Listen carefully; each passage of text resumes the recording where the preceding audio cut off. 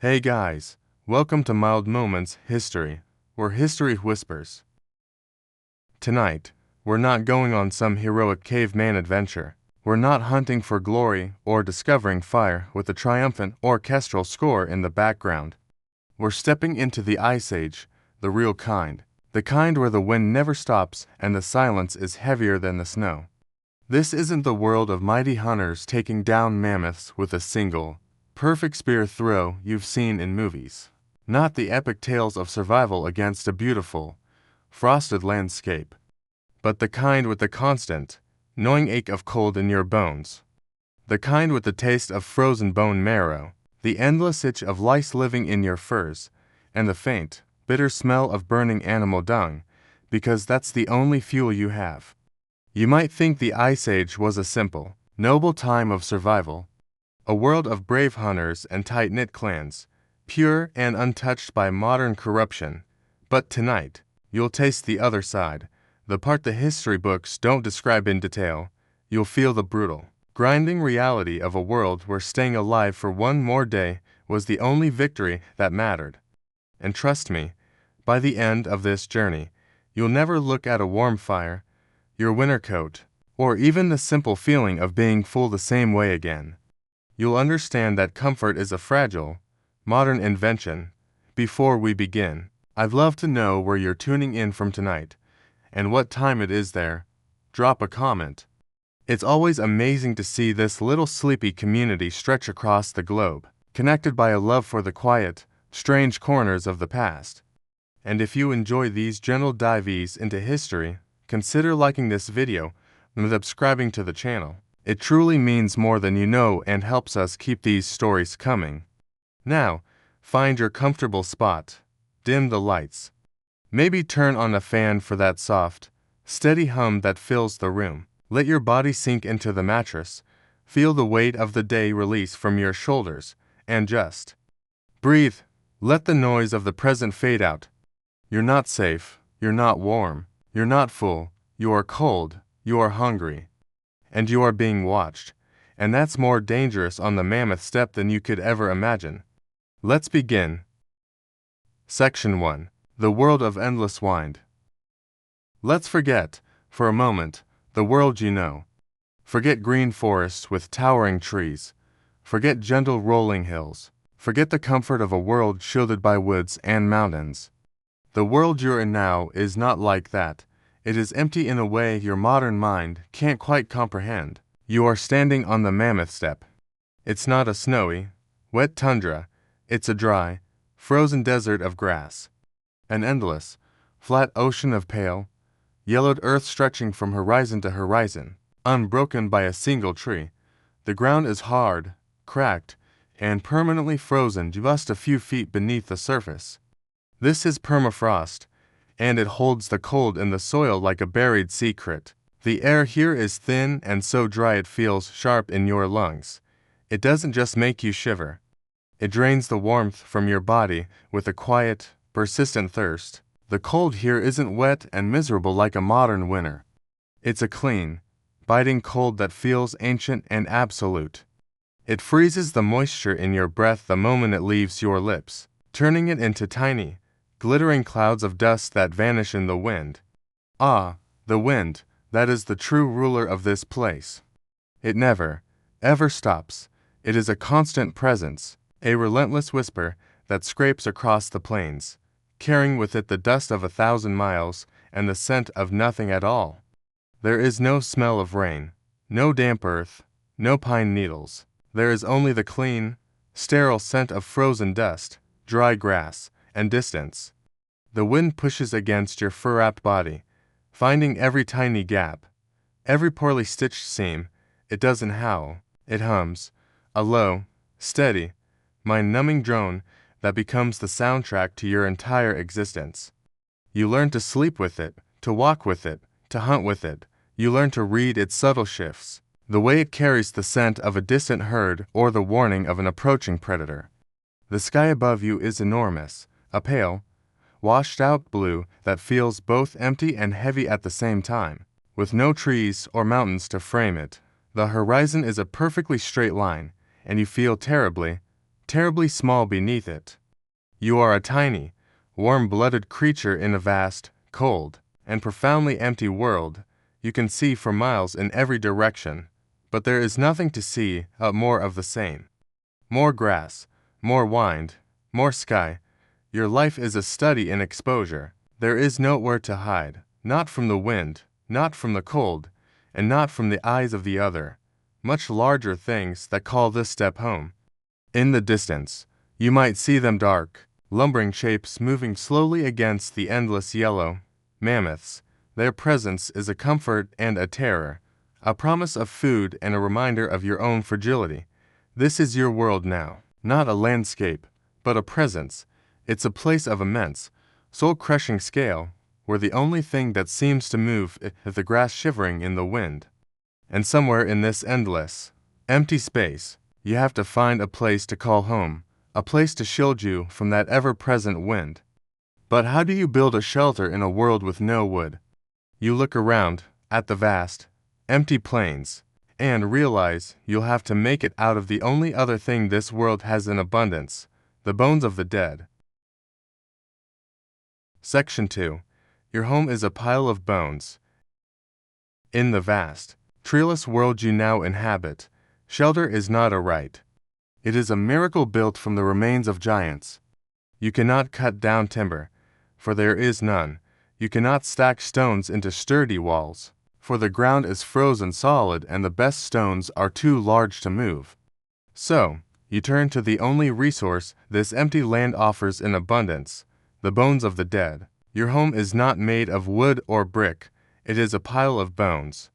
Finding the materials is a journey in itself. You and your clan walk for days, scanning the horizon for the hulking skeletons of mammoths that succumb to a past winter or a previous hunt. Each discovery is a quiet victory. These are not just bones, they are the foundation of your future, the architecture of your survival. You work together, your small figures dwarfed by the immense rib cages and colossal skulls.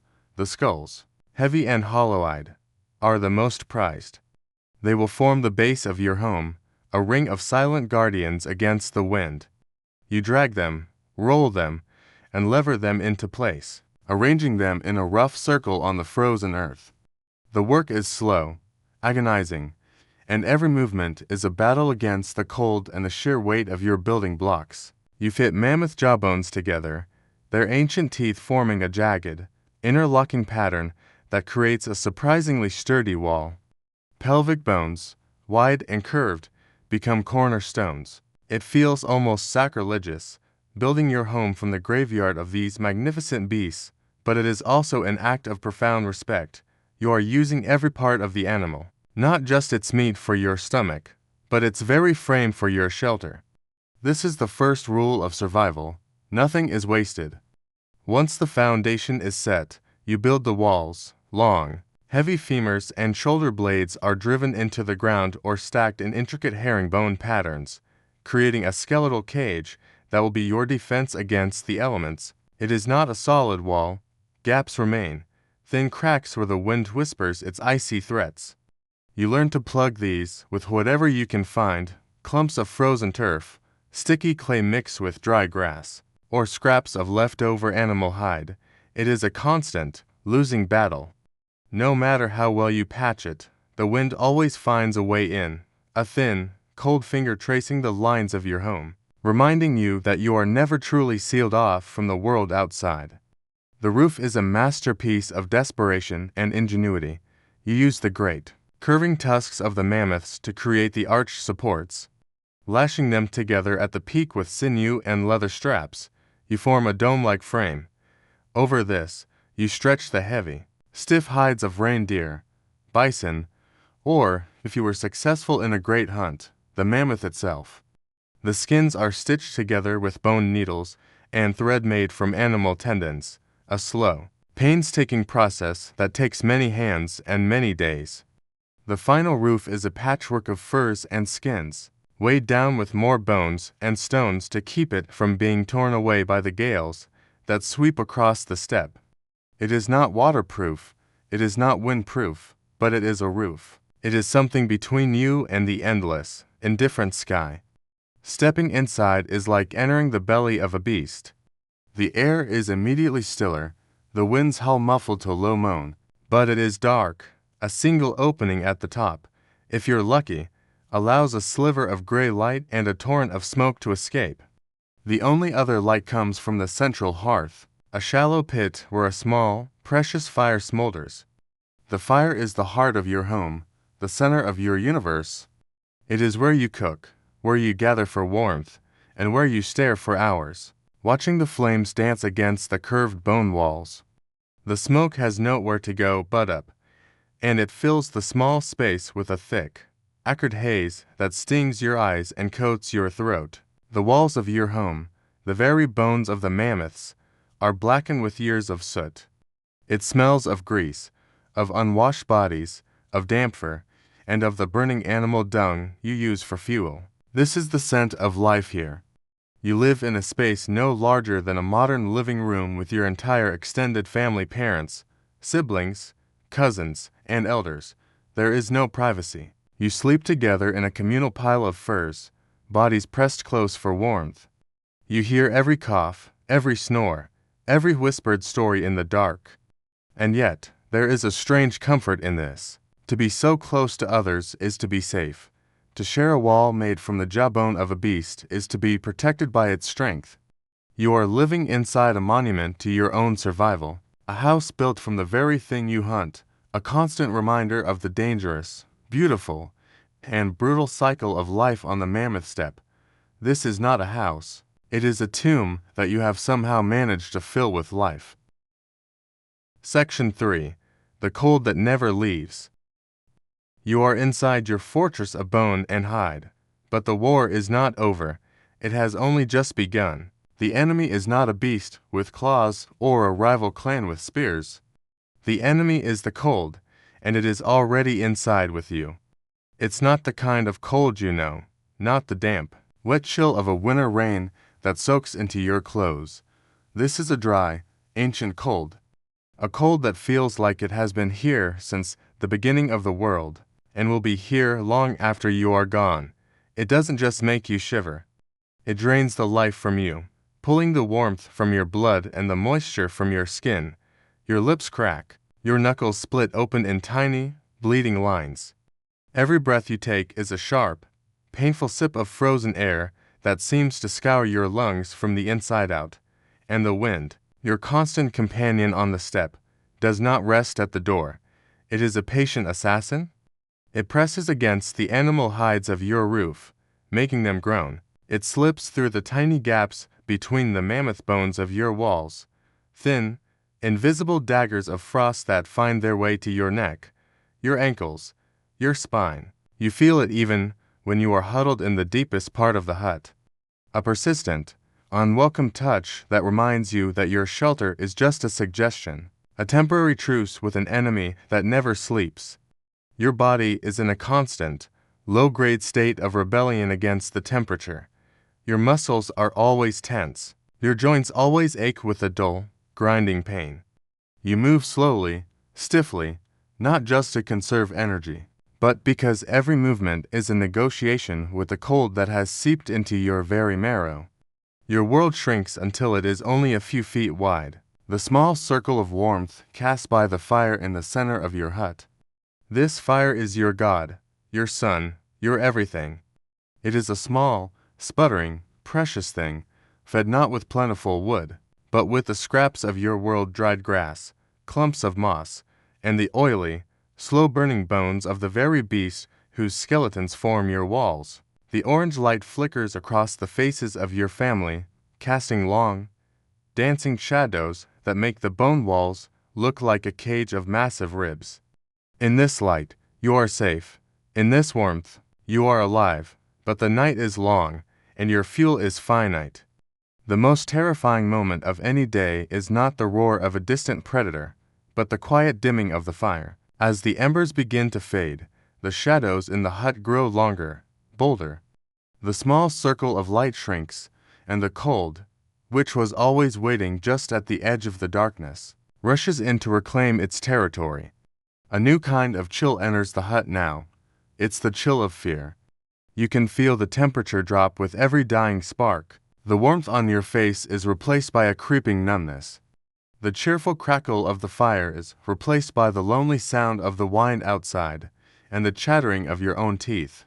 Someone, usually a child or an elder, whimpers softly in their sleep. This is when you truly understand how fragile your existence is. You are a small, warm-blooded animal clinging to a single, fading ember in a world of ice. There is only one thing to do. You move closer together. The family, the clan, you press your bodies into a single, shivering mass. This is not about comfort or affection. It is a desperate, primal act of shared survival.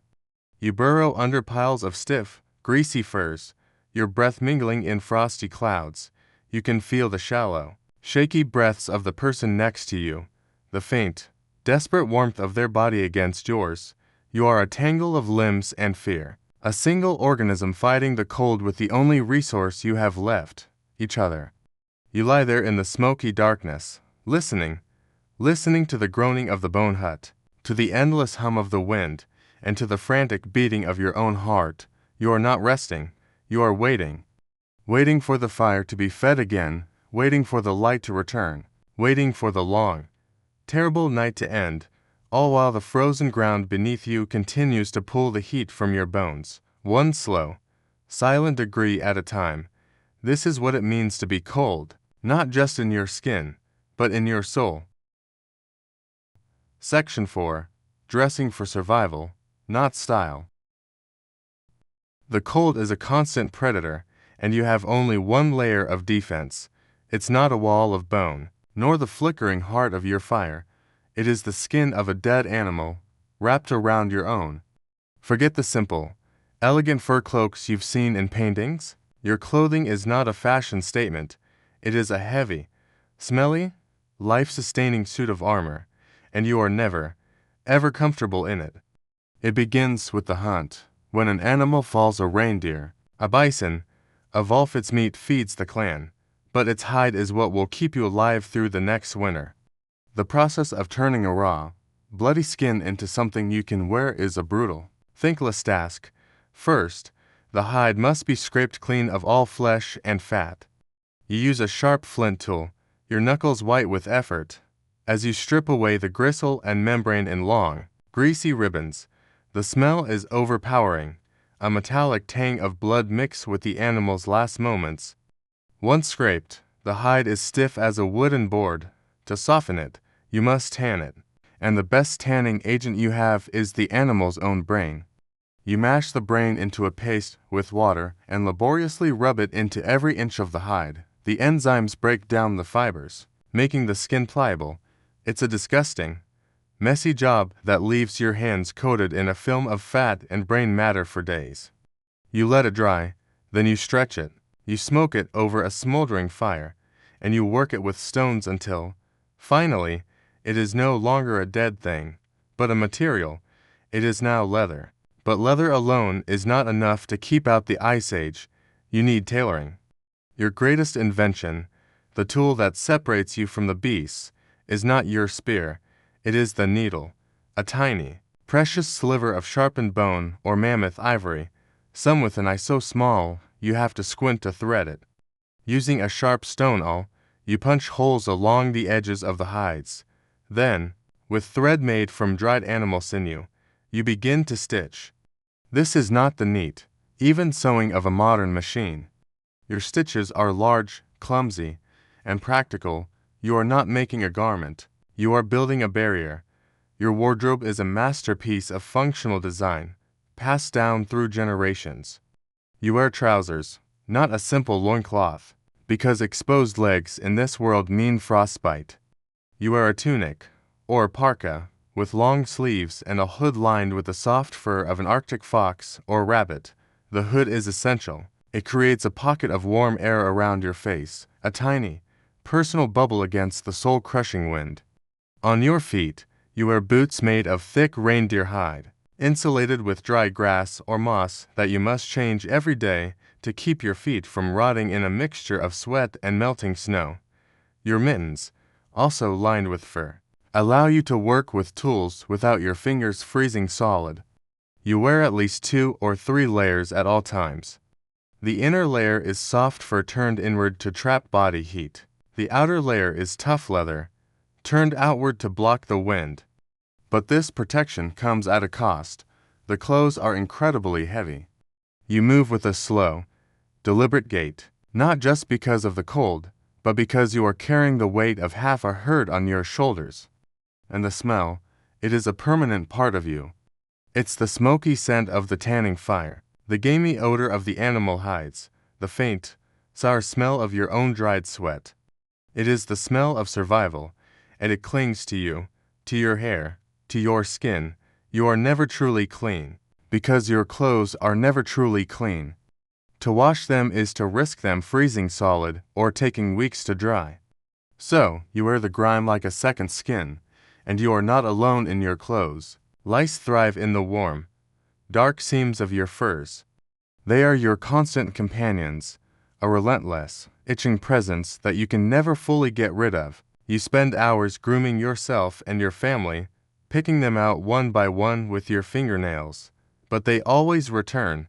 This heavy, itchy, inhabited suit of armor is all that stands between you and death by freezing, but it has a critical weakness: water. If you fall through ice into a river, your clothes will become a death trap. The water will soak into the leather and freeze instantly, encasing you in a suit of ice that will steal your body heat in minutes. A simple tear in a seam is not a minor inconvenience. It is an emergency, a breach in your defenses that must be repaired immediately with your precious bone needle. You are a walking shelter, a fragile ecosystem of fur, skin, and lice, held together by sinew and stubbornness. But even this is not enough to truly survive. You need fire. And in a world without trees, finding fuel is your next great and desperate task. Section 5. The daily search for fuel. Your home is a fortress against the wind, but without a fire, it is also a tomb. The cold, patient and relentless, will always find its way inside. The fire is your only answer, your shield, your sun. But a fire is a hungry god, and in this vast, treeless world, there is nothing for it to eat. Your day, every day, is defined by a single, desperate quest, the search for fuel. You cannot walk to the edge of a forest and gather fallen branches. The forest does not exist. The very concept of a tree is a distant, ancestral memory, a story told by an elder about a world that no longer is. Here, there is only grass, ice, and bone. So that is what you must burn. The hunt for fuel begins at dawn. You step out of your bone hut into the biting wind, your eyes scanning the endless plains. You are not looking for animals, not yet. You are looking for the dead, the skeletons of long-fallen beast bison, woolly rhinos, and the colossal frames of mammoths are your firewood. But you cannot simply burn them. Green bone, fresh from a carcass, will not catch flame. It hisses and steams, refusing to burn. You need old bones, dry bones, bones that have been bleached by the sun and wind for years, their moisture long gone, their marrow turned to a rich, oily fuel. You find a femur, half buried in the frozen earth, thick as your thigh and heavy as a stone, with a large rock. You begin the slow, grueling process of breaking it open. The sound of stone on bone is a dull, lonely thud that gets swallowed by the wind. It takes time, it takes all your strength, but finally, it cracks, revealing the dark, waxy marrow inside. This is what you came for. This is what the fire wants. The marrow will burn slowly, with a greasy, pungent smoke, giving off a steady, low heat that can last for hours. You gather the fragments, stuffing them into a leather sack. But bones are not enough. They are heavy, hard to find, and harder to break. Your other source of fuel is more plentiful, but far less noble. You follow the great herds, not to hunt, but to scavenge what they leave behind. You are searching for dung. The frozen patties of mammoths, bison, and wild horses are scattered across the steppe like dark, precious stones. When dried by the wind, This dung becomes an excellent source of fuel. It burns with a slow, smoldering heat and very little flame, making it perfect for the hearth. You spend hours gathering it, your fur-gloved hands picking up the frozen, lightweight discs. It is humbling work. You, a great hunter, a survivor of the ice, are reduced to collecting the waste of beasts to keep your children warm. There is no glory in it, no honor, but there is heat. And in this world, heat is a currency more valuable than any stone or shell. Even with bones and dung, you need something to begin the fire. You need tinder. You search for the rare, low-lying dwarf willows or Arctic shrubs that cling to the ground in sheltered hollows. Their brittle twigs are a treasure. You gather fistfuls of dry grass, its sharp edges cutting against your skin. You peel moss from the sides of rocks. Every tiny, flammable thing is gathered and stored with the care a king might give to his jewels. You know that, without this handful of grass, the Midas mammoth bone is just a cold, dead weight. As the sun begins its slow descent, painting the enormous sky in shades of bruised purple and pale orange, you turn for home. Your sack is heavy on your back, filled with the day's desperate treasures, broken bones, dried dung, and a handful of brittle twigs. It is not a triumphant return. Your body aches. The wine is picking up, and you know you will have to do this all again tomorrow, and the day after, and for the rest of your life. Back in the hut, you carefully arrange the fuel, the grass and twigs first, then the dung, and finally, the bones. With a spark from your flint, a breath of life, the fire is born again. It is not the clean, crisp smell of a wood fire. It is the smell of survival, loyally, earthy, thick with the scent of burning bone and grass. It is the smell of home. You have won. You have bought your family another night of warmth, another night of life, all with the forgotten remains of the world around you. Section 6. Breakfast is yesterday's leftovers. The fire is alive again, a small, brave heart beating in the center of your bone hut. The smoke curls upwards, carrying with it the scent of burning dung and the faint, greasy aroma of last night's meal. It is morning, and you are hungry, but breakfast in this world is not a beginning. It is a continuation. There are no fresh starts, no warm pastries, no choice. There is only what is left. You do not sit at a table.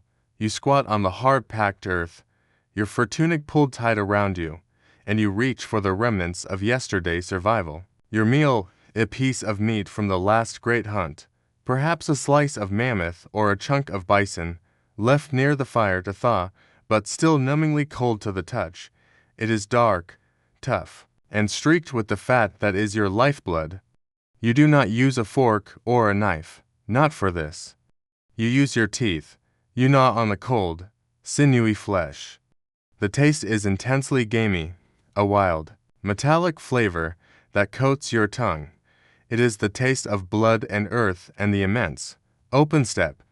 It is the only taste you have ever really known. The meat is hard to chew. Your jaw aches with the effort, but you persist. Every bite is a calorie, and every calorie is another moment of warmth, another swing of a hammer, another step across the frozen plains. This is not about pleasure. This is fuel, but the real prize is not the meat.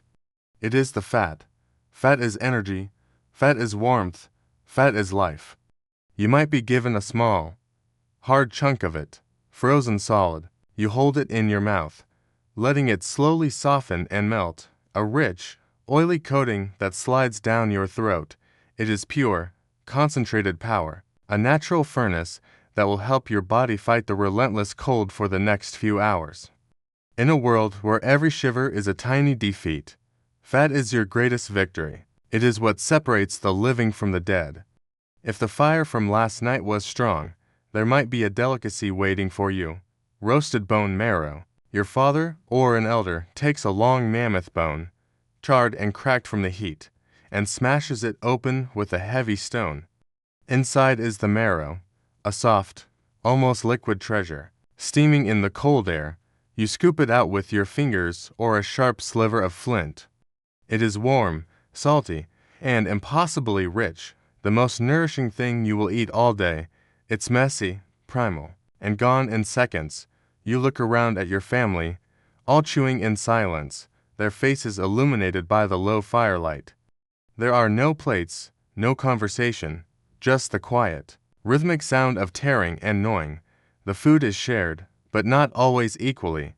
The strongest hunters, the pregnant women, the elders who hold the clan's memories, they get the best pieces, the richest marrow, the most fat. The children get what is left. This is the cold, hard logic of survival. The clan must endure, and the clan is only as strong as its hunters and its future. There are no plants on your morning plate, no grains, no vegetables, no fruits. The earth outside is a frozen, sleeping giant, offering nothing but dry grass and the occasional bitter root if you know where to dig. For most of the year, your world is meat and fat. The monotony of the taste is a kind of psychological burden, a constant reminder of the world's limitations. Everything tastes like smoke, grease, and the faint, lingering memory of the animal it came from. There is no salt to season, no herbs to brighten. There is only the taste of what is necessary. You finish your meal, but you do not feel full, you feel fueled. Your stomach is heavy with the crude, powerful energy you will need to face the day. You wipe the grease from your mouth with the back of your fur-gloved hand. The taste of blood and smoke lingers on your tongue. Breakfast is over. The day's work has just begun. Now, you must take this raw energy and turn it into something sharp, something useful, something that will allow you to do this all over again tomorrow. You must make your tools. Section 7. The Bone and Stone Toolkit. Your belly is full, not with pleasure, but with purpose.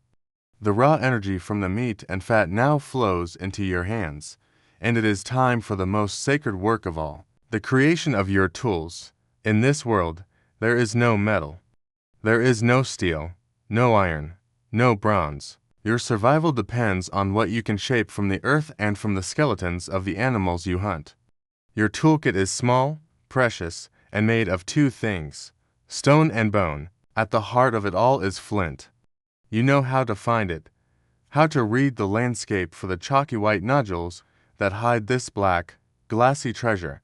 Flint is a magical material. It is hard enough to hold an edge, yet brittle enough to be shaped. It breaks with a clean, predictable fracture, a quality that your ancestors learned to master over thousands of years. To you, a good piece of flint is more valuable than any jewel. It is potential. It is a knife, a spearhead, a scraper. It is the difference between eating and being eaten. The process of making a tool is an art form, a slow, patient dialogue between you and the stone. This is called knapping. You sit for hours on the floor of your hut or in the shelter of a rock outcropping, a piece of leather spread across your lap.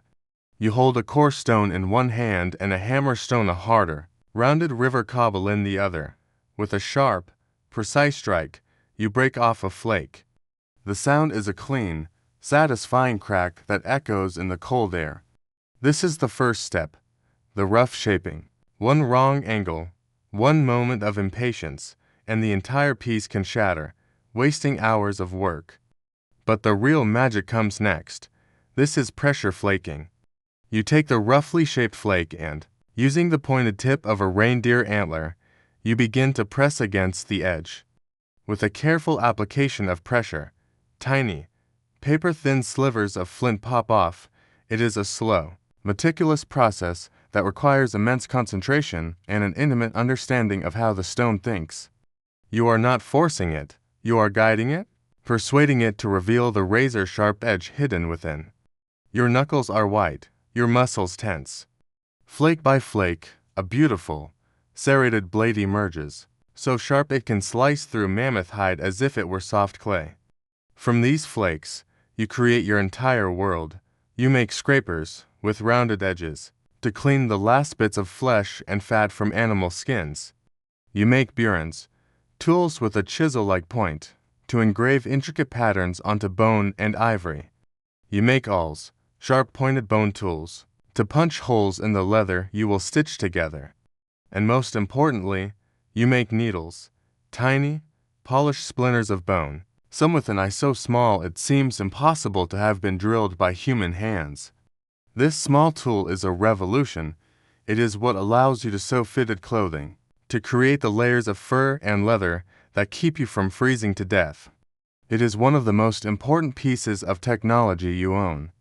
Your weapons are born from the same process. You craft spear points, leaf-shaped and lethally sharp, designed to pierce through thick fur and muscle. You lash them to long shafts of the rare wood you find or trade for, using animal sinew and a sticky resin made from birch bark. But your greatest weapon is not the spear itself. It is the atlatl, the spear thrower. It is a simple-looking stick, carved from wood or antler, with a hook at one end, but it is a miracle of physics. It acts as a lever, an extension of your own arm, allowing you to hurl your spear with a speed and force you could never achieve on your own. It turns a simple throw into a deadly projectile, a whisper of a weapon that can fly faster than a charging bison. Your toolkit is not large. It is a small collection of stone blades, bone needles, and antler tools, all wrapped carefully in a leather roll. You do not have duplicates. Each piece is precious. You spend hours maintaining them, resharpening the edges, repairing the bindings. If you lose your favorite knife on a hunt, it is not an inconvenience. It is a catastrophe, a loss that could mean the difference between a successful hunt and a starving winter. These tools are extensions of your hands, your mind, your will to survive. They are crude? Yes, but in this world of ice and wind, they are the only reason you are still here, and you will need them, because you are not the only hunter on these plains. Section 8. The neighbors you don't want. You have your tools, your fire, your shelter of bone. For a fleeting moment, huddled in the smoky warmth, you might feel a sense of security, a fragile illusion of control over this frozen world. But then you hear it, a sound carried on the endless wind, low and mournful, from a ridge far in the distance, a howl, and you are reminded that you are not alone out here. The cold is not the only thing that wants you dead. You share this vast, empty land with neighbors, and your neighbors are always hungry. First come the wolves. But these are not the gray wolves of your modern imagination. These are dire wolves, larger, heavier, with bone-crushing jaws and a patience that is terrifying. You see them sometimes at dusk, dark shapes moving along the horizon, their eyes catching the last light like cold, yellow embers. They hunt in packs, a silent, coordinated army of teeth and hunger. They will not attack your clan head-on, not while the fire burns, not while you hold spears, but they are always watching. They are the masters of the long game. If a child wanders too far from the hut, if a hunter gets injured and falls behind, if your fire dies in the dead of night, they will be there. They are a constant, low-grade threat, a promise of what happens to the weak, the slow, and the careless. Then there is the cave lion, a beast larger and more powerful than any lion you could ever imagine. It is a creature of stealth and brutal efficiency. You do not see it until it is too late. You only find its tracks in the morning frost, massive paw prints that make the hair on your arms stand up. You find the half-eaten carcasses of bison or wild horses that it has killed, its power a stark reminder of your own fragility. You are not its preferred prey. You are too small, too much trouble. But if you stumble upon its territory, or get too close to its kill, it will not hesitate. The encounter would be a blur of claws and teeth, a swift, final lesson in humility. You learn to respect its boundaries, to read the signs it leaves, and to walk a different path when you smell its presence on the wind. But there is one creature that even the lions fear, one neighbor that makes your own clan fall silent and reach for their spears with trembling hands. The short-faced bear. This is not a lumbering, gentle giant. It is a monster of the Ice Age, taller than a mammoth when it stands on its hind legs, with long, powerful limbs that allow it to run faster than a horse. It is the apex predator of the steppe, a relentless hunter and an unstoppable scavenger. It is the one thing you do not fight. You run. If you are lucky, you see it from a distance. a hulking brown shape moving with terrifying speed across the plains, and you flatten yourself to the ground, praying it does not catch your scent. The most dangerous encounters are over food. When your clan brings down a mammoth, the real battle begins. The scent of blood is an invitation, a dinner bell rung across the steppe that every predator for miles can hear. You must work with frantic speed, hacking at the thick hide, carving off chunks of meat. Surrounded by the growing threat of circling scavengers, the wolves will come first, sitting just beyond the reach of your spears, their eyes glowing in the fading light. Then, perhaps, the lions, but it is the bear you truly fear. If it arrives, the kill is no longer yours. You do not argue, you do not make a stand. You grab what meat you can and you retreat, leaving the rest to the true king of this frozen kingdom. Your only real defenses are your fire and your clan. At night, the fire is a magical ring of protection, its light and smoke a warning to the things that hunt in the dark. And you are never alone. You move in a group, you hunt in a group, you sleep in a group. A lone human is a dead human. You learn to live in a state of constant, weary vigilance. Every snap of a twig, every strange shadow, every unfamiliar scent on the wind is a potential threat. There is no real rest, no true peace.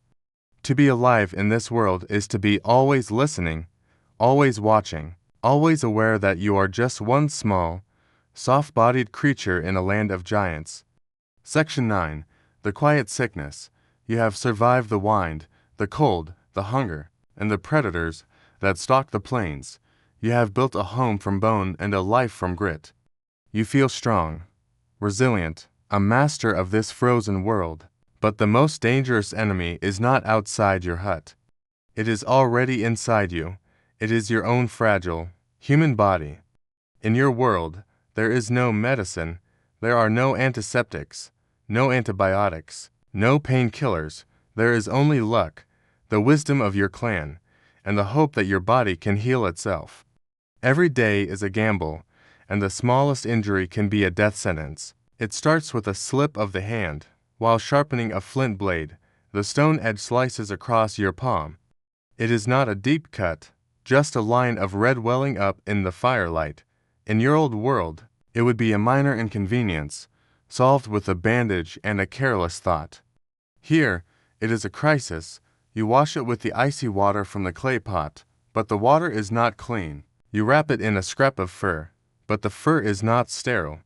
And so you wait. Within 2 days, the cut is no longer just a cut. It is hot, swollen, and throbs with a dull, insistent pain. The red lines begin to creep up your arm. A bad spirit, your elders whisper, has entered your blood. You develop a fever. You shiver, not from the cold outside, but from the fire that is now burning within you. Your clan gathers around you.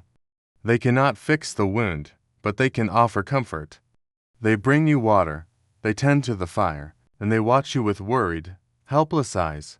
Your survival is no longer in your hands.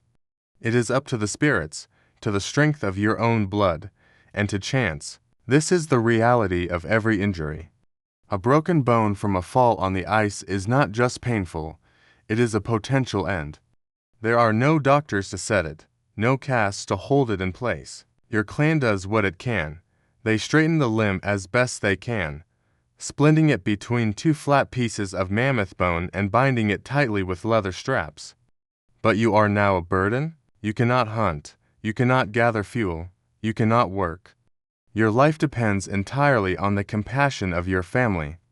And while they will care for you, sharing their meager food and keeping you warm, they know the truth. A cripple in the Ice Age is a liability. Your healing is not just a personal struggle, it is a strain on the entire clan. And then there is the agony of your own teeth. Your diet of tough, gritty meat and sand-filled bread has worn them down to nubs. A tooth cracks, exposing the nerve. The pain is a white-hot spike that drives you to madness. It never stops. It throbs when you eat, when you sleep, when you breathe. Eventually, an abscess forms, a swollen pocket of infection in your jaw. Your face swells, the fever returns, and the pain becomes unbearable. There is no one to pull it, no remedy to soothe it.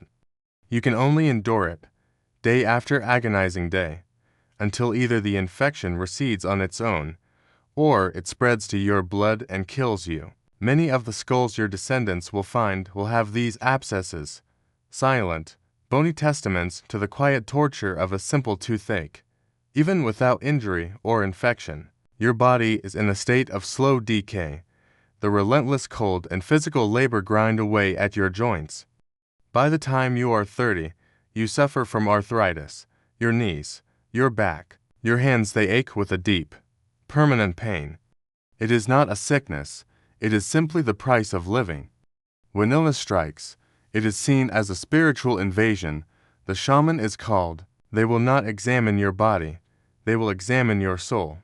They will chant over you, shaking a rattle made of bird skulls, burning sacred herbs to create a purified smoke. They will call upon the animal spirits to drive out the sickness. It is a performance of hope against a foe you cannot see. Sometimes it seems to work, sometimes it doesn't. You live in a world where your own body is a constant, unpredictable threat. You learn to live with pain, to ignore the aches, to treat every wound with the seriousness of a mortal threat. Because here, on the mammoth steppe, the greatest predators are not the lions or the wolves. They are the invisible things, the quiet sicknesses that can take you down from the inside, leaving nothing but a pile of bones for the next generation to build their homes from. Section 10. Preparing for the Great Hunt. The threats from within sickness, injury, the slow grinding of your own body are a constant, quiet hum. But there is another kind of danger, a danger you must choose to face. It is the danger of the Great Hunt, and it is the only thing that will keep your clan from starving through the long, dark winter. The decision is not made lightly. It comes on a day when the stored meat has dwindled to a few dried scraps, when the children's faces are thin, and when the elders look to the empty plains with worried eyes. The clan gathers, a silent council in the smoky half-light of the hut. The most experienced hunter speaks. His voice is low, his words few. He has seen the tracks of a small herd of mammoth moving east. It is time. A quiet gravity settles over the clan. This is not a task. It is a sacred mission, and everyone has a part to play. The days that follow not filled with loud, boastful preparations. They are filled with a focused, almost meditative silence. You and the other hunters sit for hours around the fire, your heads bowed in concentration, your hands moving with a slow, deliberate rhythm. This is the time of sharpening. You take out your precious flint spear points, running your thumb carefully along their edges, feeling for any chip or dullness. With a small piece of antler, you begin pressure flaking again, pressing off tiny, sharp slivers to restore the blade to its lethal perfection. The only sound is the quiet tick, tick, tick of stone on stone, a sound that is both a tool and a prayer. You inspect the wooden shaft of your spear, checking for any cracks. You test the sinew bindings that hold the point in place, ensuring they are tight and strong. You hold your ladle, the spear thrower, running your hands over its smooth, carved surface. This simple piece of antler is an extension of your arm, a gift from your ancestors that turns your human weakness into deadly force. It must be perfect. To enter the hunt with a flawed weapon is to invite death, not just for you, but for everyone who is depending on you. As you work, the shaman moves among you. He is the keeper of the clan spirit, the bridge between your world and the unseen one. He does not speak, but his presence is a heavy, sacred thing. He burns a bundle of dried herbs, letting the thick, aromatic smoke wash over your weapons, blessing them, imbuing them with the strength of the spirits. With a finger dipped in red ochre, he paints a symbol on your forehead, a line for courage, a circle for life. This is not decoration, it is armor for your soul. On the night before you leave, the hunters gather in the deepest part of a sacred cave. By the flickering light of a stone lamp burning animal fat, the shaman points to the walls. There, painted in black and red, are the great beasts, mammoths with curving tusks, bison with heavy shoulders, horses with wild manes. These are not just pictures, they are spirits. They are memories of past hunts and prayers for future ones. Some paintings have red spears drawn over the animals' hearts, a form of sympathetic magic, a way of ensuring the kill before it has even begun. You stare at the images, your heart steady. You are not just looking at animals. You are looking at the story of your people, a story of survival written on stone. The lead hunter gathers the chosen men. In the dirt floor of the cave, he draws a map of the plains, using pebbles to represent the herd and twigs to show the hunters. He explains the strategy. There will be drivers, whose job is to create chaos, to shout and wave their spears to separate a single, vulnerable mammoth from the protection of the herd. And there will be killers, the spearmen, who will move in for the final, dangerous act. You are given your role. You do not question it. You listen. You nod. You remember. That night, sleep is a shallow, restless thing. You lie in the darkness, the weight of the coming day pressing down on you. You can already feel the cold of the plains, the burn of the wind, the heavy thud of your own heart. The preparations are done, the weapons are sharp. The spirits have been consulted. Now, there is only the hunt itself. As the first pale light of dawn touches the sky, you rise, take your spear, and step out into the endless wind. Section 11. Reading the frozen ground. The preparations are finished. The prayers have been whispered. You step out from the relative warmth of the hut into the pale, gray light of dawn, your spear heavy in your hand. The hunt has begun. But it does not start with a roar or a charge. It starts with silence. It starts with listening. It starts with reading the story that the frozen earth tells you. You and your fellow hunters move across the vast, empty steppe, your eyes not on the horizon, but on the ground at your feet. You are not just walking. You are searching for a language that has no words, a language of broken grass, displaced stones, and the subtle impressions left by giants. For hours, you see nothing but the endless, wine-scoured plains. The world feels empty, as if you are the only living things in it. But you know better. You are patient. Patience, in this world, is a weapon, and then you see it. The first sign, it is a depression in the hard-packed, frozen earth, a perfect circle, larger than your own head. A mammoth track. You kneel, your fur-gloved fingers tracing its edge. The sight of it sends a quiet, electric thrill through you, a mixture of fear and reverence. Something this large, this powerful, passed here. This is not just a track, it is a memory of weight, a testament to the sheer scale of the beast you seek. But you do not just see the track, you read it. The sharpness of its edges tells you how long ago it was made. A crisp, clear edge means the animal passed recently, perhaps only hours ago. A softer, wind-worn edge means the track is older, maybe a day or more. You look for frost within the depression. If it is untouched, the track is fresh. You are close. You look at the pattern of the tracks. Are they deep and evenly spaced, a sign of a healthy adult moving with purpose? Or is there a slight drag, an unevenness in the gait that suggests an older, weaker animal, one that is more vulnerable? You search for smaller tracks alongside the large ones. The presence of a calf is a gift from the spirits. A young mammoth is less experienced, easier to separate from the protection of the herd. This is the kind of detail that will determine the success or failure of your hunt. You move on, your eyes now scanning for other signs. You are not just following footprints anymore. You are piecing together a story. You find a patch of trampled grass, a place where the herd paused to graze. You see a long, coarse hair snagged on a rare, low-lying shrub. It is the hair of a mammoth, and it confirms you are on the right path. Then you find the most unglamorous, but most useful sign of all, a pile of dung.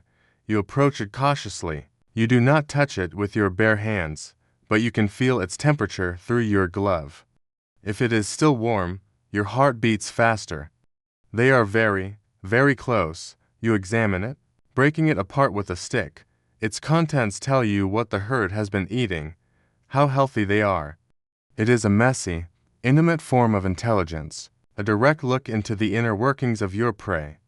As you walk, you use all your senses, you lift your head and taste the wind. The air here is not empty, it is a library of information. You try to catch the faint, musky scent of the herd, a smell that is both terrifying and full of promise. You listen, the silence of the steppe is never truly silent. It's full of information. You listen for a distant rumble, the call of a bird startled by the herd's movement. You begin to think like a mammoth. You know this land. You know where the shallow river crossings are, where the most nutritious grasses grow, where a herd might shelter from the endless wind in the lee of a rocky outcrop. You are not just following them, you are anticipating them. You are moving towards where they are going to be. This is the true art of the tracker, to see the world through the eyes of your prey. For days, you walk in this state of heightened awareness, a slow, hypnotic rhythm of step and observation. Your body is tired, but your mind is sharp, focused, alive. And then, one afternoon, you smell it on the wind, stronger this time, the musky scent of mammoth. You climb a small ridge, and you see them. Dark, hulking shapes on the horizon, they're great, curving tusks catching the pale light of the low sun. The search is over. Your heart is calm. The confrontation about to begin. Section 12. The confrontation. Man versus beast. The wind is in your favor. The herd is calm. This is the moment. Your small hunting party, no more than a dozen men, moves like ghosts through the dry grass, your fur-clad bodies blending into the pale, yellowed landscape. Your heart is not pounding with a warrior's rage. It is beating with a slow, cold, and intensely focused rhythm. Fear is a luxury you cannot afford right now. The lead hunter, a man whose face is a map of scars and seasons, raises a single, slow hand. He does not point to the great bull, the one with tusks that curve towards the sky like twin moons. He does not point to the watchful mothers who guard the edges of the herd. He points to a younger male, one that has wandered just a few paces too far from the safety of the group. It is still a giant, a mountain of fur and muscle that could crush you without a thought. But it is less experienced, more prone to panic. It is your target. The signal is given, a low whistle, almost lost in the wind, and the world explodes into controlled chaos. This is your role. You are a driver. You do not carry the killing spears. Your weapon is noise, confusion, and fear. You rise from your hiding place in a shallow ravine, and you scream, a raw, primal sound torn from your throat. The other drivers join you, their voices a sudden, shocking chorus in the immense silence of the steppe. You wave your arms, you stomp your feet, you throw rocks that clatter uselessly against the mammoth's thick hide. The herd startles, their great heads lift, their ears turn. They are confused, not yet frightened, but you press forward, a line of shouting, advancing figures. You are a pack of tiny, annoying predators, and your only goal is to create a wedge between your target and its family. The great bull bellows a warning, and the herd begins to move, a slow, lumbering tide of brown fur. But you and the other drivers are relentless. You focus your shouts, your movements, your entire being on the young male, pushing it away from the others, guiding its panic. You are not chasing it. You are herding it towards the one place on this frozen plain you know is your ally, the bog, a patch of soft, marshy ground near a frozen stream, a place where the earth is not solid, where a giant's weight becomes its own trap. The young mammoth, now fully separated and terrified, crashed through the tall grass, straight into the area you have chosen. Its massive feet sink into the soft, wet earth. It bellows, a sound of surprise and fury, as it struggles to pull itself free. But the more it struggles, the deeper it sinks. It is caught. The rest of the herd, now far in the distance, continues its thundering retreat, their panic calls fading on the wind. Your target is alone. Now, the drivers fall silent and melt back into the landscape. The first act is over. The second begins. The killers emerge. The spearmen, yourself among them this time, move in from the sides, forming a loose, cautious circle around the trapped beast. The air is thick with a new kind of tension. The mammoth is enraged, its eyes wild with fear and aggression. It swings its massive head, its tusks scything through the air. You know that even now, stuck in the mud, it could kill you with a single, desperate charge. You raise your atlatl, the spear thrower, its smooth, hooked surface resting in your palm. You cradle your spear, its flint point gleaming coldly in the pale light. The lead hunter gives a sharp, guttural cry. It is the signal. In a single, fluid motion, you launch your spear. The atlatl acts as a whip, a lever that multiplies the force of your throw. The spear flies with a speed and power your arm alone could never produce. You hear a series of dull, wet thirds as your spear and those of your comrades find their marks, embedding themselves deep in the mammoth's thick, shaggy hide. The beast roars, a sound of pure agony and fury that shakes the very ground you stand on. It thrashes in the bog, trying to reach you, but it is too slow, too heavy. This is not a battle of strength, it is a battle of attrition. You do not rush in for a heroic, final blow. You retreat, you circle, you wait, you let the wounds do their work.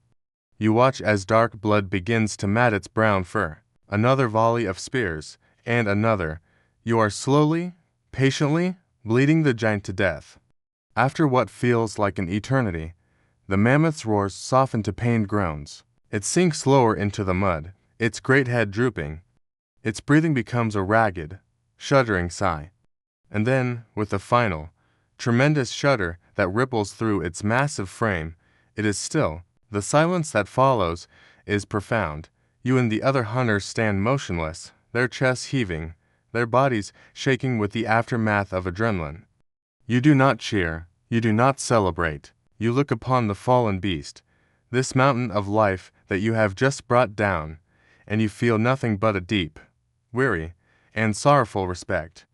The great hunt is over, but the hardest work, the bloody aftermath, has only just begun.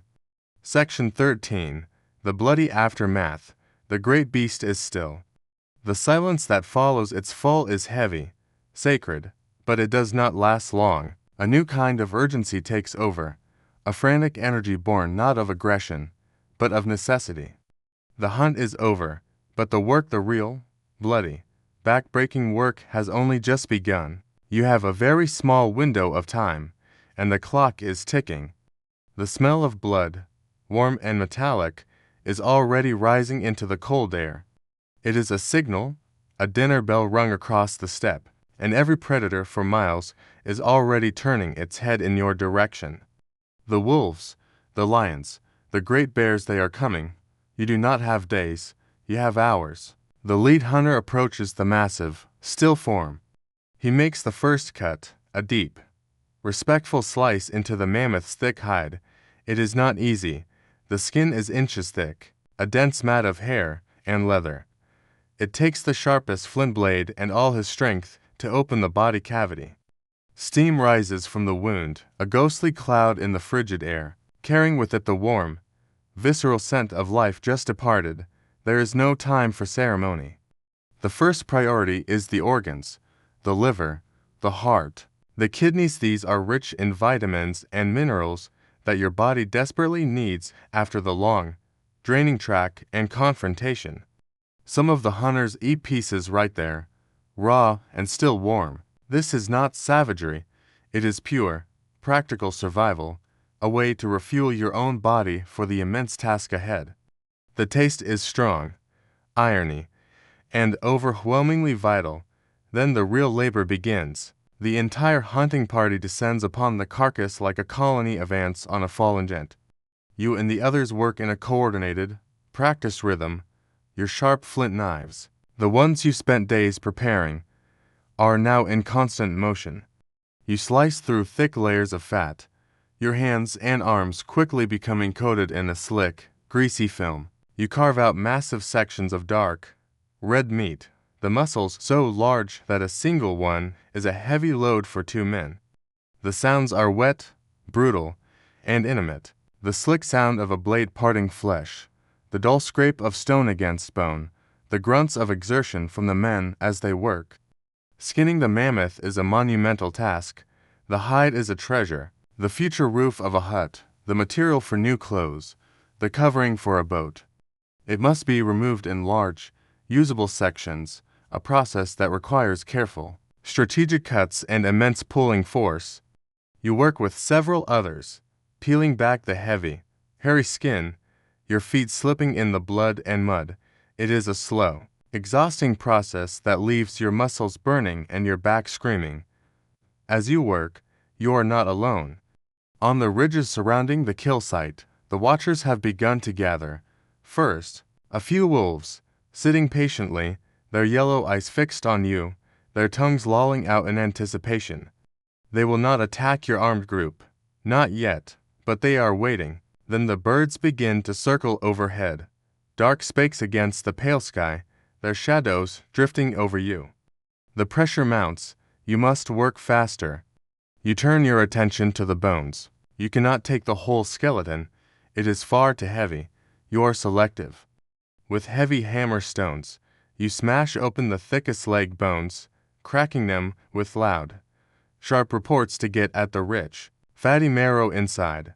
The marrow is scraped out and packed into leather pouches. It is a vital source of energy that will keep your fire burning and your clan fed through the winter. You claim the great, curving tusks, precious for making tools, ornaments, and the arched doorways of your homes. Finally, the work is done. The ground around you is a shocking scene of blood, bone, and red stamped snow. You are covered in filth, exhausted to your core, but your leather sacks are full. You have harvested hundreds of pounds of meat, fat, hide, and bone. Now you must carry it all back. The journey home is a slow, painful march. You are laden with the heavy, awkward weight of your prize. Every step is a struggle. As you finally turn your back on the kill site, you leave the great, stripped skeleton to the waiting scavengers. The wolves are already moving in, their patient watch now over. You do not look back. There is no triumphant cheer, no celebration. There is only the deep, weary satisfaction of knowing that you have done what you needed to do. You have brought life back to the clan, carried on the backs of your aching shoulders. The real victory will be seeing your family through another frozen season. Section 14. The heart of the clan. You stumble back into the camp, your body screaming with exhaustion, your shoulders raw from the weight of the meat you carry. But you do not return to a private home, to a door you can close against the world. You return to the clan, and the heavy burden you carry is not yours, it belongs to everyone. In this world of ice and wind, the individual does not exist. There is only the group. The concept of mine is a foreign one. The food you have brought back will be shared, not out of kindness, but out of necessity.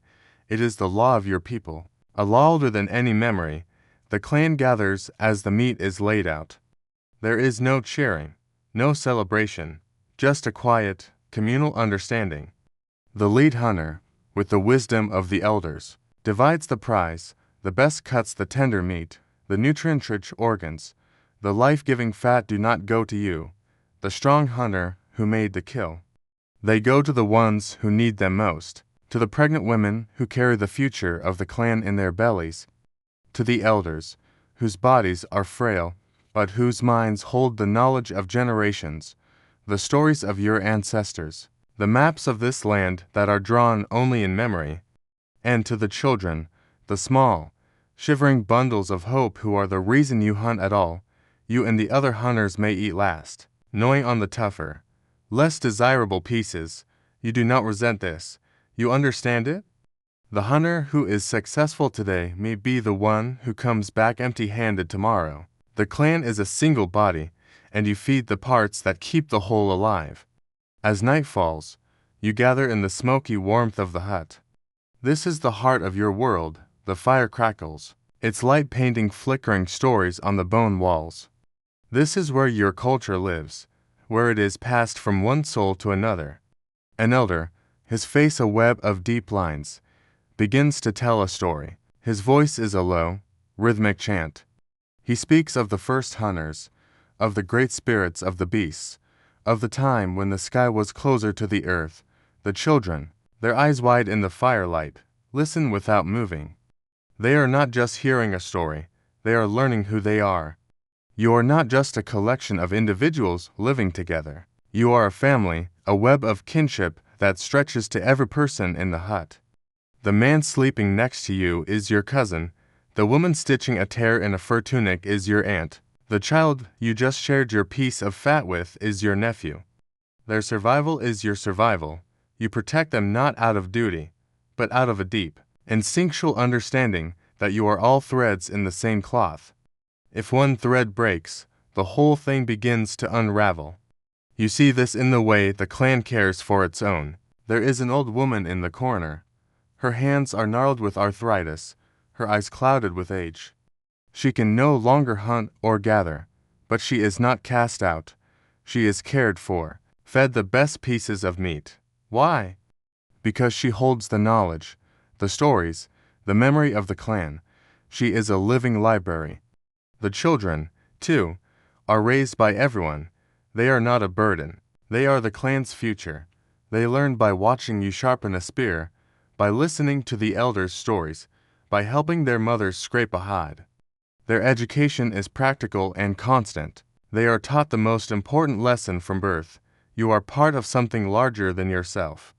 Of course, life in such close quarters is not always peaceful.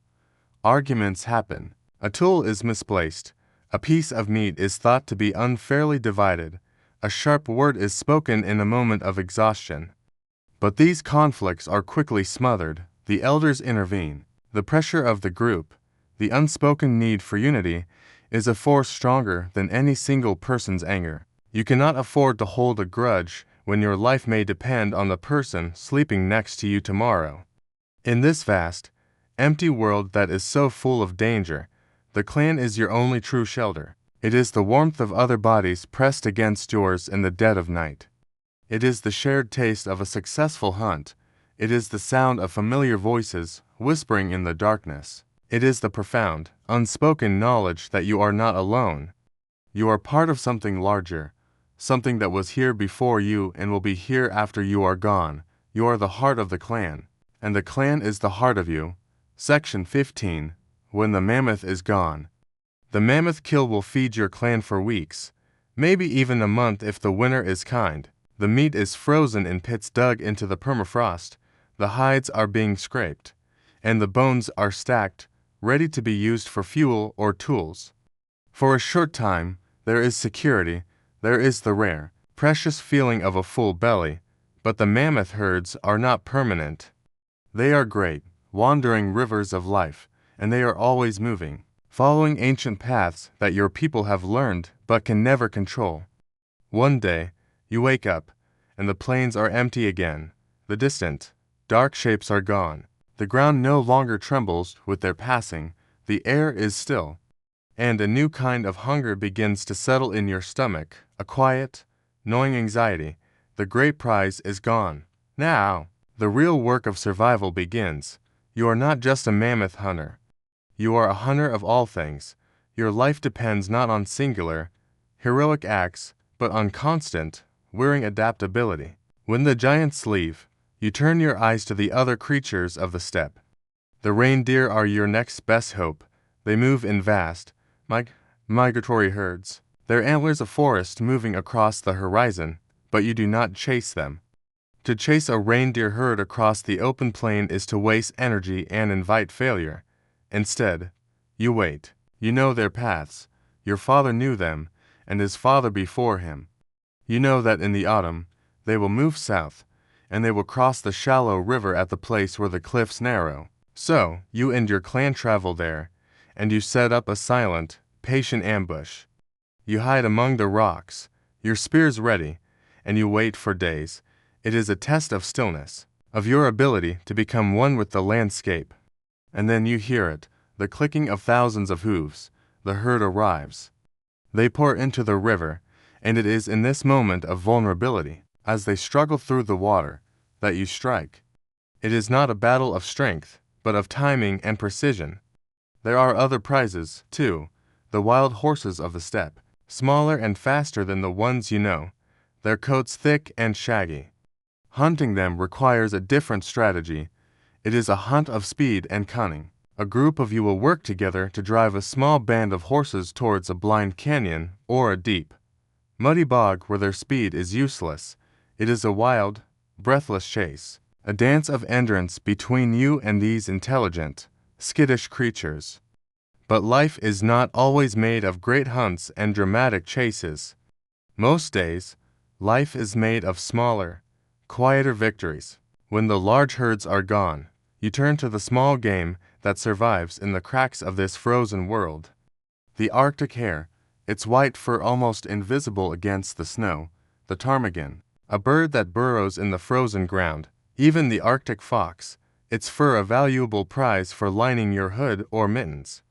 You do not hunt these with a spear, you hunt them with cleverness. You learn to make snares, simple but effective traps made from twisted animal sinew, placed carefully along animal trails.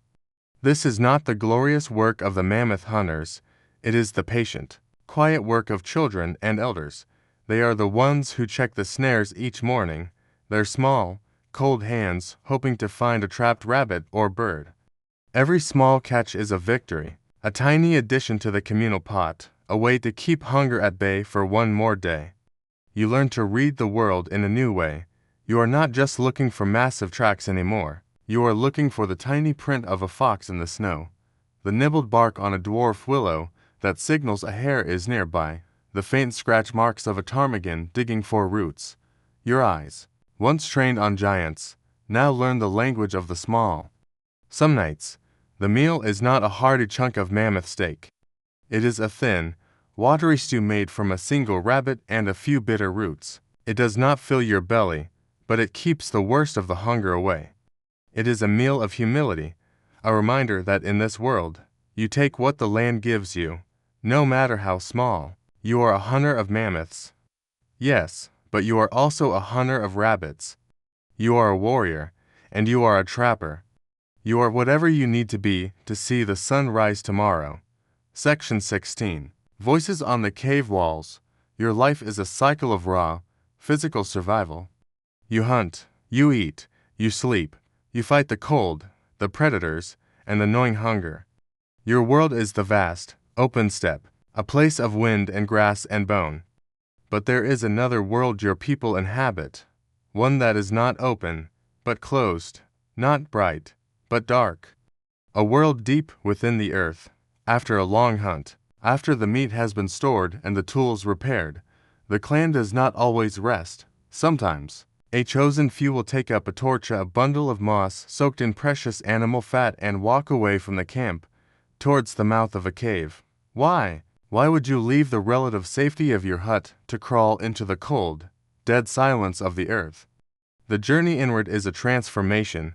You leave the endless sky and the humming wind behind. You squeeze through narrow passages, the rock scraping against the furs on your back. The air grows still, heavy, and damp. The only sound is the drip, drip, drip of water echoing from some unseen chamber, and the frantic, unsteady beating of your own heart. Your torch casts long, dancing shadows that twist the rock into the shapes of monsters. This is a place of fear, of mystery. This is sacred ground. You crawl for what feels like miles, deeper and deeper into the planet's memory, and then, in a chamber so deep that no light from the outside world has ever touched it, you raise your flickering torch, and you see them. They are alive on the walls, a great bull bison, its shoulders heavy with muscle, its horns curved in magnificent power. A herd of wild horses, their manes flying as they gallop across a canvas of stone. A woolly mammoth, its shaggy coat and great, curving tusks rendered with such detail, you can almost feel its presence in the room. They are painted in rich reds, deep blacks, and earthy yellows, colors ground from the rock itself. They are not crude stick figures. They are masterpieces, flowing with life and movement, their forms perfectly capturing the swell of a pregnant belly or the tension of a muscle poised to run. You stand there in the flickering light, a small, fragile human in a gallery of giants, and you ask yourself the same question your descendants will ask thousands of years from now. Why? Why do this? Why create such beauty in a place of absolute darkness, a place that so few would ever see? Perhaps it is a form of magic, the oldest kind, a hunter's prayer. Before a great hunt, you come here, you paint the animal you seek, and then you paint a spear striking its side. In this act, you are not just creating an image, you are weaving a spell. You are telling the spirits of the world what you need, what you intend to do. You are gaining a kind of magical control over your prey, ensuring that the spear you throw tomorrow will fly true. The painting is not art, it is a rehearsal for destiny. Or, perhaps this cave is not a gallery, but a temple. A place where the shaman, the one who walks between worlds, comes to speak with the spirits, the darkness, the silence, the disorienting echoes. These are tools to induce a trance. The paintings on the wall, not of the animals of the steppe, they are the spirits of those animals, the visions the shaman brought back. The strange geometric dots and lines that float between the beasts are the patterns you see behind your own closed eyes, the visual static of the spirit world. This art is not for you, it is for the gods.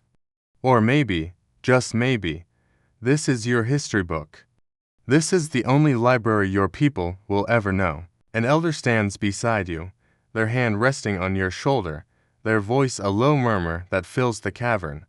They point to the painting of a great lion attacking a bison. They tell you the story of the ancestor who survived such an attack. They point to the handprints on the wall, the signatures of those who came before you. This is not just a cave, it is the memory of your clan, painted in shadow and fire, a story to be passed down so that you never forget who you are or where you came from. You will never know the true reason. Perhaps it was all of these things at once: a prayer, a vision, a memory. You stand in the deep, silent dark of the earth, your small torch pushing back an ocean of blackness, and you look at the walls. The animals are not just painted, they are breathing. And for a moment, you can hear their voices, a silent, thundering chorus on the cold stone walls. Section 17. The world of spirits. The figures on the cave walls are not just art, they are doorways. They are the visible echoes of another world, a world that is all around you, all the time. It is the world of spirits, and in your life, it is just as real as the frozen ground beneath your feet. You do not see nature as a collection of things. You see it as a community of beings. The great, slumbering mountain has a soul. The river that gives you water has a voice. The wind that chills your bones has a will of its own. Every animal, every plant, every stone, they are all alive with a spirit, a consciousness. This is not a philosophy you are taught. It is a truth you feel in your bones. You are not separate from the world. You are simply one small part of its great, breathing whole. This means you walk through life with a deep and constant reverence. Before you take a stone from a riverbed to make a tool, you might murmur a quiet word of thanks to the river spirit. After you kill a reindeer, you offer a prayer to its soul, thanking it for its sacrifice, promising that no part of it will be wasted. To be a human in this world is to be in a constant, silent conversation with everything around you. You are never truly alone, but there are some who can hear the whispers of this other world more clearly than others. This person is the shaman. They are not a chief. They do not command the hunters, but they hold a different kind of authority, one that is older and deeper. The shaman is the walker between worlds, the one who can cross the veil that separates the physical from the spiritual. They may have been chosen for this role through a strange dream, a near-death experience, or a sickness that brought them to the edge of the afterlife and back again. When the clan needs guidance, when sickness strikes, when the hunts fail, they turn to the shaman, and the shaman begins the journey. It starts with the drum, a simple frame drum, made from animal hide stretched over a circle of wood. The shaman strikes it with a bone beater, a slow, steady, hypnotic rhythm that echoes the beating of a heart. Thump, thump, thump. The beat grows faster, more intense. The shaman begins to chant, a low, guttural song in a language that is not for human ears. They dance around the fire, their body moving in strange, jerking motions, their eyes rolling back until only the whites are showing. They are no longer in the hut with you, their spirit is traveling. They are flying through the spirit world, speaking with the souls of the animals, consulting with the ancestors, seeking answers in a landscape made of pure energy. When they return, hours later, they are exhausted, drenched in sweat, but they bring back knowledge. They might say the hunt will fail because the spirit of the mammoth is angry, and a special offering must be made. Or they will say a sick child's soul has been stolen by a malevolent spirit, and a ritual must be performed to retrieve it. You do not question their words. They have seen what you cannot. This spiritual world is also present in the small objects you carry. You might wear a necklace of wolf teeth, not for decoration, but for protection, to borrow the wolf's strength and cunning. The women of your clan might carry small, carved figurines, shaped from mammoth ivory or soft stone. They are figures of women with large, exaggerated breasts and hips, their faces often blank. Your descendants will call them Venus figurines. To you, they are not art, they are power. They are symbols of fertility, of life, of the great, mysterious power of creation. They are held during childbirth. They are placed in the earth to encourage a good season. They are a prayer carved in stone. Even in death, the spirit world is your primary concern.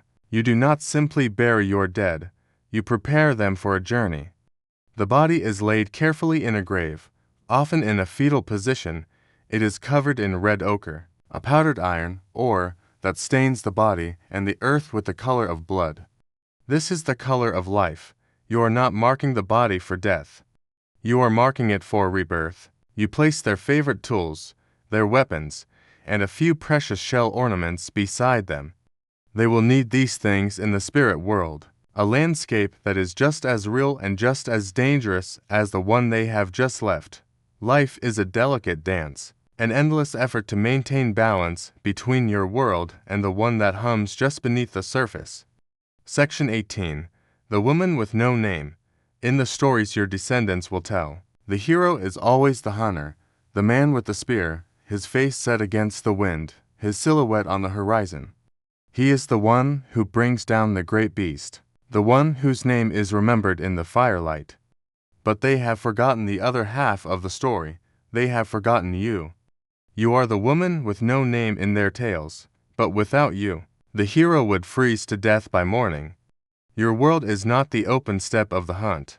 Your world is the smoky, cramped, and intensely vital space of the hut. You are not a warrior who leaves. You are the anchor who stays, and your work is just as crucial, just as demanding, and just as endless as the hunter's. Your day begins with the fire. While the men sleep, recovering from the hunt or preparing for the next, you are the one who tends to the embers. You are the keeper of the flame. You gently blow on the coals, coaxing them back to life, feeding them the precious, slow-burning dung and bone that was gathered with so much effort.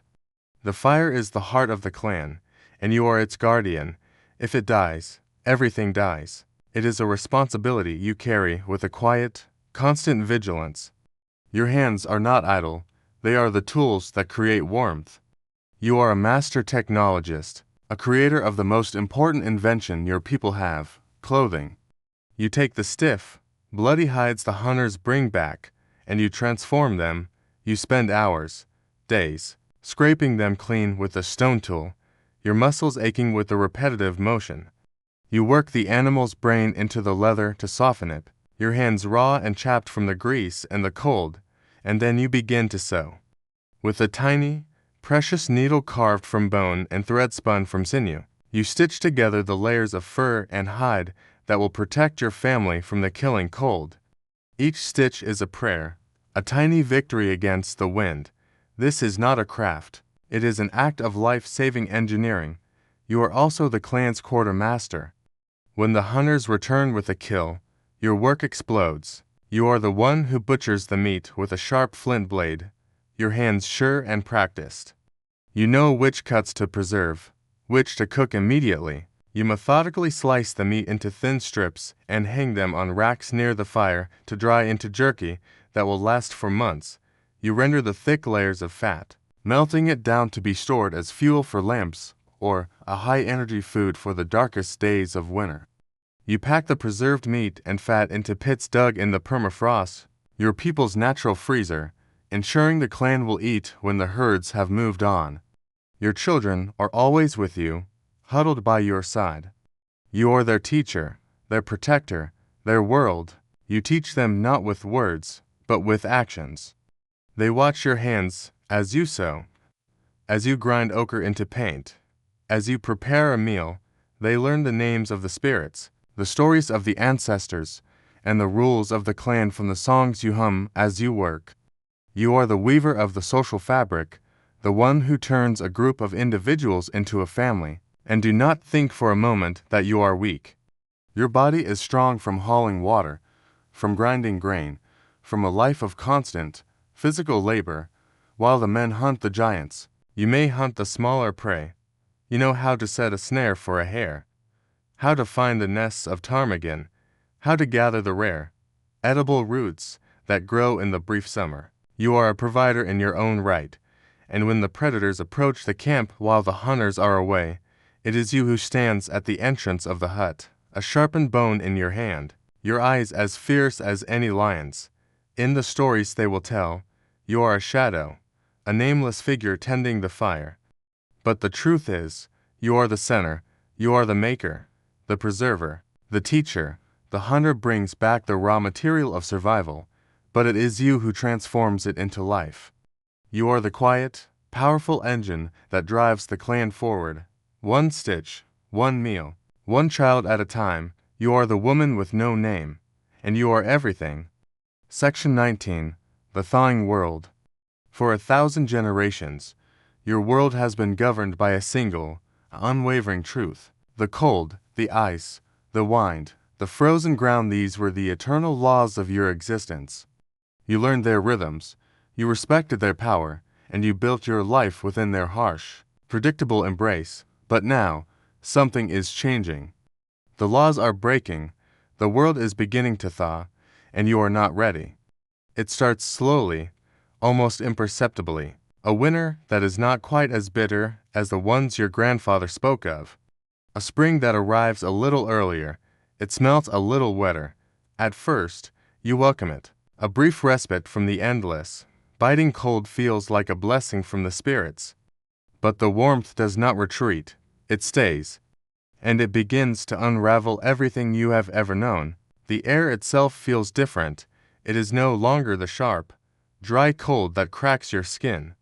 It is a damp, heavy warmth that clings to your fur clothing and makes you sweat. A new smell fills the world, a smell you have only ever known for a few short weeks a year, the scent of wet earth, of mud, of decay and new growth all at once.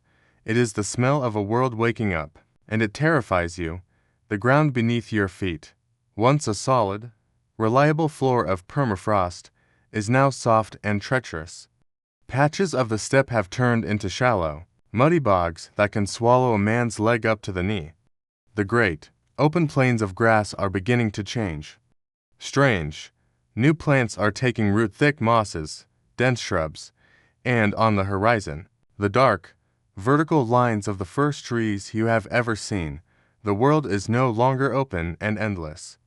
It is becoming closed, dense, and full of shadows, and the great beasts, the ones whose spirits are woven into your own, are disappearing. The mammoth herds are smaller now, their shaggy coats matted with mud. They struggle in the softening ground, their great feet sinking where they once stood firm. They are moving north, always north, chasing the last remnants of the cold, dry world that was their home. The woolly rhinos are gone. The great herds of bison are scattered and thin. The wild horses, once so numerous, are now a rare and fleeting sight. Your entire world, the entire foundation of your life, is walking away from you, vanishing into a past that is only a few seasons old. Your hunting techniques are becoming obsolete. Your long spear, perfect for the open plains, is clumsy and useless among the dense new forests. You feel slow, out of place, a creature of the open sky now trapped beneath a ceiling of leaves. The animals here are different, too. The deer are fast and quiet, the boar clever and fierce. They require a new kind of cunning, a new kind of patience. You must learn to make new tools, to think in new ways. You feel like a child again, struggling to understand a world that no longer makes sense. And what of your beliefs? Your entire spiritual world was built around the great beasts and the frozen plains. You pray to the spirit of the mammoth for a successful hunt. You read omens in the patterns of the migrating herds. You saw your ancestors in the constellations of the winter sky. But now, the mammoths are gone, the herds have vanished. The sky itself seems different, hazed over with a new humidity. Your rituals feel empty. Your prayers are met with silence. The spirits you have known your whole life are abandoning you. It is a profound spiritual crisis, a feeling that the gods have turned their faces away, that the sacred balance of the world has been broken, and you do not know how to fix it. Even the clan itself begins to change. The great cooperative hunts that once bound dozens of families together are no longer necessary. The new forest environment, with its scattered resources, favors smaller, more mobile groups. The clan begins to fracture, to break apart into smaller family units that can move more easily through the dense woods. The great gatherings around the fire become rarer. The stories are told to fewer ears. The sense of a single, powerful community starts to fade, replaced by a feeling of isolation. The world is also becoming a world of water. The great glaciers to the north, mountains of ice that have loomed on the horizon for your entire life, are now bleeding. Rivers that were once frozen trickles are now wide, brown, and angry torrents. The land your ancestors walked is disappearing beneath rising waters. Old hunting grounds are now swamps. Familiar paths are gone. The very shape of the earth is being rewritten by a force you cannot fight. You stand on the edge of a new forest, looking out at a world you no longer recognize. You are a relic, a living ghost. You are a hunter of mammoths in a world that has no more mammoths. Your skills, your beliefs, your entire way of life, they are all becoming a story that is ending. The wind still blows, but it no longer speaks your language. It whispers of trees, of rain, of a new world that you are not made for. And you are left to wonder, where do we go from here? Section 20. Echoes in the ice. The world has thawed. The great giants are gone, their bones now buried beneath layers of dark, rich soil. The endless grassland has been replaced by forests that sigh in the wind. And you, the mammoth hunter, you are gone, too. You have faded into the ice, into memory, into the long, quiet sleep of prehistory. But you did not vanish. To vanish is to leave no trace. And you left echoes everywhere. So where did you go? You walked on. You did what your people have always done. You adapted. You followed the last of the reindeer herds north, your descendants becoming the people of the Arctic tundra. Or you stayed, and you learned the ways of the new world. You put down your long mammoth spear and you learned to make a bow and arrow, a lighter, faster weapon for hunting deer in the dappled light of the forest.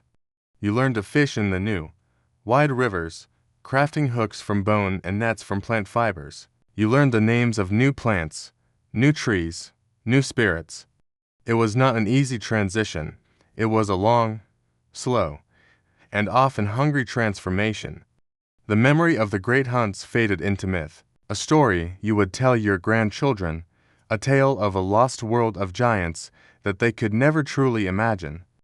What you left behind is a legacy written not in words, but in stone and bone and art. Millennia later, your descendants will be walking through a field, and they will find it, a perfectly crafted flint spearhead, its edges still lethally sharp. They will hold it in their hands and feel the echo of your skill, the weight of your lost world. They will find your bone needles, so delicate and precise, and they will marvel at the technology you possessed, the clothing you must have made. They will find the bones of the mammoths you killed, and from the marks your stone tools left on them, they will piece together the story of your great hunts. And deep in the caves, they will find your soul, They will venture into the darkness with their own lights, and they will see the animals you painted on the walls. The bison, the horses, the mammoths, and they will feel the same awe, the same reverence, the same mystery that you felt when you first painted them. They will not know your name, or the name of your clan, or the meaning of your rituals, but they will see your voice, there on the cold stone, a timeless message from a world they can barely comprehend. They will see that you were not just a savage, grunting caveman. You were an artist, a thinker, a spirit in conversation with the world, and perhaps your most enduring legacy, the one you cannot see. It is in the blood, the people listening to this story now, sleeping safely in their warm beds. Many of them carry a piece of you inside them. Your genetic signature, a tiny, ancient thread woven into the fabric of their being.